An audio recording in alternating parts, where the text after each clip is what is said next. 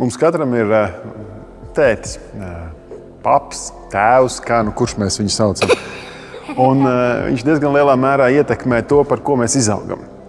Protams, ir cilvēki, kuri ir uzauguši bez tēva, un arī tas atstāja lielu ietekmi par to, kādu viņi izaug.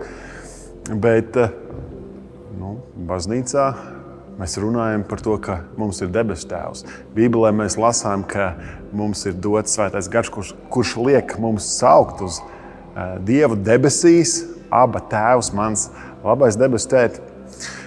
Bet ko nozīmē tas, ka mēs tiekam saukt par Dievu bērniem? Ko nozīmē tas, ka mums ir debesu tēvs? Kā tas atspoguļojas mūsu dzīvē un vai tas kaut kā ietekmē mūsu dzīvi? Par to mēs šajā svētdienā domāsim šeit, Mateja baznīcā.